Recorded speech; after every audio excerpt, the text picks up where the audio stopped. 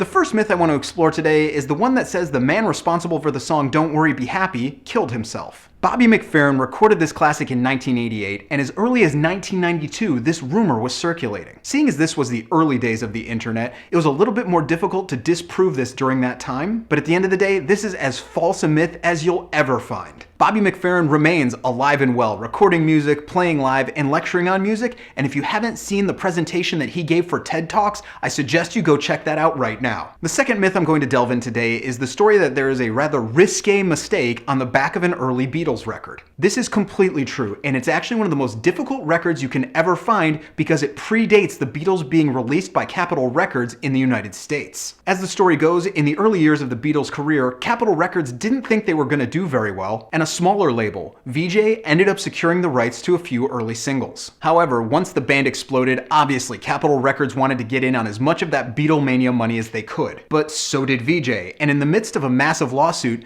VJ pulled off one of the most interesting moves ever. They actually re-released all 4 singles on a compilation that they paired with 8 songs from an almost completely unknown Australian artist, calling it On Stage. Obviously, this was just a crude marketing ploy to sell records. But on the back of that album, in rather small print, you can see the phrase, "It is with a good deal of pride and pleasure that this copulation is presented." It would later be revealed that this misprint was actually exactly how it was sent to the printer, and whether it was intentional or not remains up for debate. But at the end of the day, its presence on the back of that Beatles record is 100% true. The final myth I want to get into today is the one that claims the great Frank Zappa is actually the son of Mr. Green Jeans from Captain Kangaroo. This was initially fueled by a pair of songs in the 1960s that Zappa recorded called Mr. Green Jeans and then Son of Mr. Green Jeans. Obviously, it's not true. Come on, people, it's just a song title. Frank Zappa's father's name is Frank Zappa Sr. So those are the myths for today. Be sure to check back here every single Thursday as I delve into some of the greatest stories in music history, and be here every day for all the music, news, reviews, and knowledge you'll ever need.